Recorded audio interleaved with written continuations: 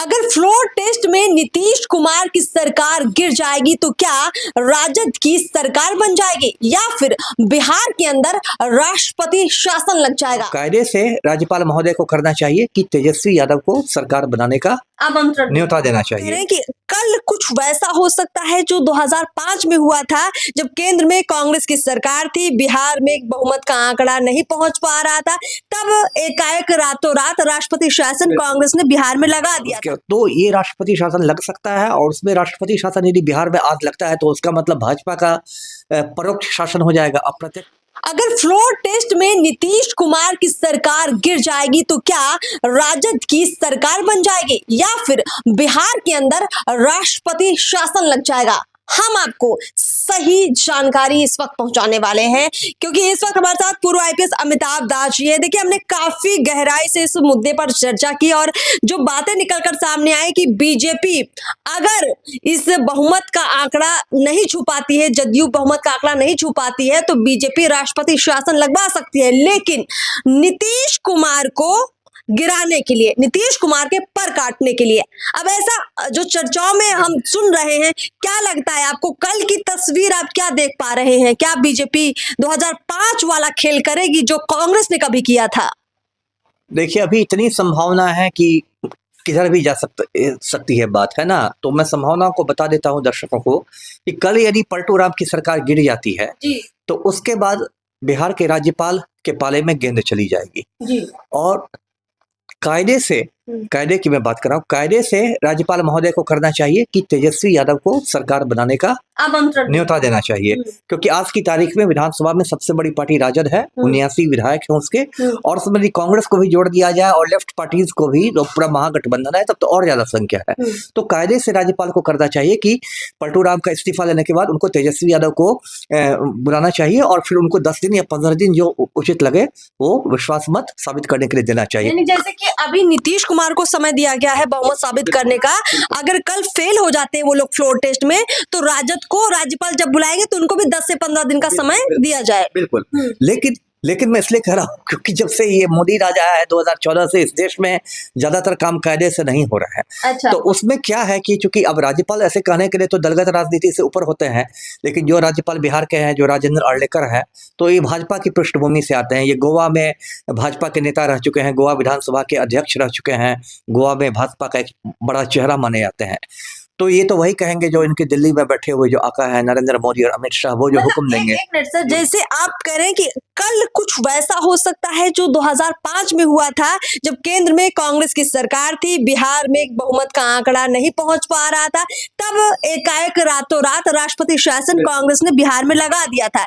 तो वही तस्वीर आप देख पा रहे हैं? बिल्कुल, उससे मतलब मिलती जुलती स्थिति हो सकती है। आपने सही कहा, 2005 में आपको ऐसे ही होगा कि मतलब एक तरह से त्रिशंकु विधानसभा आ गई थी और किसी को बहुमत हो नहीं रहा था, तो अचानक राष्ट्रपति शासन लगा के ये बूटा सिंह को भेज दिया गया।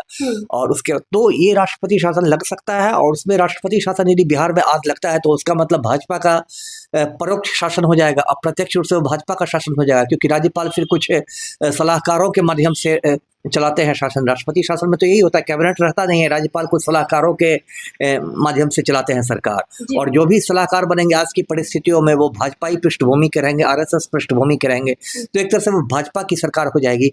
और तब हो सकता है अगला दांव ये लोग ये चले कि लोकसभा चुनाव और ये विधानसभा चुनाव है वो दोनों एक साथ करवा दे, है ना। और उसमें भी हो सकता है नीतीश कुमार, चूंकि अभी नीतीश कुमार की स्थिति कमजोर हो चुकी रहेगी सरकार गिरने के बाद, नीतीश कुमार पर दबाव डाल के जो भाजपा और जदयू का सीटों का बंटवारा होगा उसमें भाजपा को कहीं ज्यादा सीटें मिलेंगी, और शायद ये शर्त भी जोड़ दिया जाए कि अब आप मुख्यमंत्री नहीं बनेंगे। यानी नीतीश कुमार से मुख्यमंत्री का पद बीजेपी ले सकती है, पहले राष्ट्रपति शासन लगाए और उसके बाद दोबारा से बहुमत का आंकड़ा साबित करना हो और बीजेपी ये सीएम की कुर्सी रख ले सकती है, और नीतीश कुमार को विकल्प दे सकती है कि आप कहीं के राज्यपाल बन के चले जाइए या केंद्र में मंत्री बन जाइए यदि हमारी फिर से सरकार बनती है। क्योंकि अभी आपको एक सम्राट चौधरी का बयान बिहार में आया था कि अब भाजपा अपने दम पर सरकार बनाएगी। मतलब कहीं ना कहीं ये विचार इनके दिमाग में कुलबुला रहा है, तो उसको ये लोग अंजाम देंगे। और कल यदि चुनाव ये विश्वास मत हार जाते हैं पलटू राम, तब तो उनकी स्थिति बहुत मतलब पतली हो गई रहेगी। अब वापस महागठबंधन में लौटने के भी अब दरवाजे बंद हो चुके करेंगे जी। सर, इसको थोड़ा हम और विस्तार से समझेंगे। देखिए, जब राष्ट्रपति शासन लगता है, बहुमत साबित करने के लिए जब आप फ्लोर पर उतरते हैं और आपका वो आंकड़ा आप नहीं पहुंचा पाते हैं, तब केंद्र सरकार राष्ट्रपति शासन लगा देती है।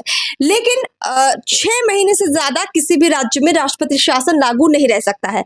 अब आपने बताया कि ये जो 15 से 20 दिन का समय दोबारा से दिया जाता है, जो दूसरा पाला होता है, जो दूसरा सबसे बड़ा दल होता है, उसको बहुमत साबित करने का, क्या लगता है ये जो 6 महीने से पहले अगर ऑफर दिया गया तेजस्वी को, तो इसमें क्या बीजेपी और जदयू कर सकती है, तेजस्वी क्या कर सकते हैं? अब देखिए, मेरा अपना आकलन है कि यदि कल सरकार पलटू राम की गिर जाती है और उसके बाद तेजस्वी यादव को न्योता मिल जाता है सरकार बनाने का, तब पूरी संभावना है कि तेजस्वी यादव को विश्वास मत प्राप्त हो जाएगा। हाँ। अब ये मैं नहीं जानता कितने दिन तक वो सरकार चलेगी, लेकिन विश्वास मत प्राप्त हो जाएगा, क्योंकि इसका ये कल पलटू राम की सरकार गिरने का ये मतलब हुआ कि बहुत सारे जदयू और भाजपाइयों ने क्रॉस वोटिंग कर दी। लेकिन सर, संभावना ये भी तो हो सकती है, क्योंकि राष्ट्रपति शासन लगा हुआ है, बीजेपी का पूरा फोकस है 24 पर और साथ में 25 पर भी है। तो ये जो वक्त बीजेपी को मिलेगा कि कब राष्ट्रपति शासन हटाना, ये बीजेपी के हाथ में होगा। तो बीजेपी भी तो तोड़ जोड़ की राजनीति करेगी, जैसे कि बहुमत के आंकड़े से बहुत ज्यादा बीजेपी भी दूर नहीं है। तो आपको क्या लग रहा है कि ये जो पूरा समय बीजेपी लेगी, तो इसमें राजद की सरकार बनने के लिए नहीं, बल्कि नीतीश कुमार को गिराने के लिए उसी की संभावना ज्यादा है ना। भाजपा क्यों चाहेगी तेजस्वी की सरकार बनना? बिहार में तो तेजस्वी, आप ऐसे कहे तो भाजपा का दुश्मन नंबर 1 है, तो भाजपा उनके लिए क्यों मार्ग प्रशस्त करेगी? भाजपा तो यही अपना खेल करना चाहेगी कि भाई पलटू राम का, जिसको कहते हैं, पर कतर दो, राजनीतिक कद छोटा कर दो और पलटू राम पर इतना हावी हो जाओ कि पलटू राम मुख्यमंत्री का पद भाजपा को देने के लिए तैयार हो जाए एनडीए में। अच्छा, या तो पलटू राम को कहा जाए कि आप बिल्कुल सन्यासी ले लीजिए, और सन्यास नहीं लेते हैं तो कहीं राजभवन में जाके आराम कीजिए। देखिए, जब डील होती है, हमने देखा कि इस बार जब एनडीए में शामिल हुए नीतीश कुमार, तो ना तो उन्होंने मुख्यमंत्री पद छोड़ा, संभावना यही थी कि इस बार शायद बीजेपी का सीएम बन जाए और नीतीश कुमार कुछ कॉम्प्रोमाइज करके केंद्र की राजनीति में आ जाए, लेकिन ऐसा नहीं हुआ और उन्होंने गृह विभाग में नहीं छोड़ा है। तो सारे महत्वपूर्ण जो मंत्रालय है नीतीश कुमार ने लिए हुए हैं। तो बीजेपी अंदर से इस बात से बहुत ज्यादा चिढ़ी हुई है कि नीतीश कुमार को हमने एक बार फिर से मौका दिया, लेकिन नीतीश कुमार आए अपनी ही शर्तों पर, बीजेपी को उस तरह से फायदा अपने लिए नहीं दिखा।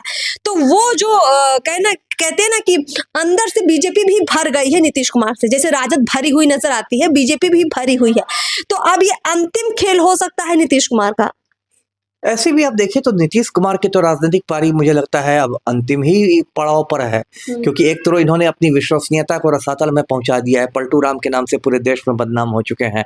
इनका आप देखिए तो जनाधार भी सिकुड़ता जा रहा है। आपको याद होगा 2010 में 200 से ज्यादा सीटें थी जदयू को विधानसभा में, 2010 में जो चुनाव हुए थे, अब इनके 45 हैं। इतनी तेजी से इनका मतलब ग्राफ गिर रहा है और जैसे जैसे उम्र बढ़ रही है, अब तो बहुत सारे सवाल इनके स्वास्थ्य के बारे में भी उठने लगे हैं। मतलब बड़े बड़े डॉक्टर कैमरे पर आके इनके स्वास्थ्य के बारे में सवाल उठाने लगे हैं, तो उम्र का भी वो धीरे धीरे शिकार हो रहे हैं। तो ऐसे भी आप नीतीश कुमार की समझिए ये राजनीतिक पारी का एक तरह से आप समाप्ति की ओर है जी। बिल्कुल। अंतिम बात ये कहेंगे कि सम्राट चौधरी ने अभी पिछले दिनों ही एक जनसभा को संबोधित करते हुए ये बात बहुत ज्यादा ताकत के साथ कही थी कि बिहार में अब हम अपनी सरकार बनाएंगे। तो ये अपनी सरकार बनाने का ही कदम तो नहीं है कि बीजेपी भी चाहती है कि कल बहुमत के आंकड़े तक नीतीश कुमार नहीं पहुंच पाए और बीजेपी को मौका मिल जाए बिहार में राष्ट्रपति शासन लगाने का और फिर उसके जरिए बीजेपी खेल करे, बिहार के अंदर बीजेपी नीतीश को हटाकर अपना मुख्यमंत्री बनाए, जदयू के विधायकों को साथ लेकर बीजेपी बिहार में सरकार बनाए। अगर ऐसी तस्वीर दिखती है तो निश्चित तौर पर बिहार में जो ये राजनीति अभी चल रही है बहुत बदलती हुई नजर आएगी। हमने सारी बातें एक एक करके आप तक पहुंचाई हैं। अगर आपको कोई संदेह है तो कमेंट बॉक्स में आप जरूर लिखिए और आप भी अपनी राय दीजिए कि बहुमत का आंकड़ा किसके पास जाएगा। फिलहाल इस चर्चा को यही समाप्त करते हैं। नमस्कार।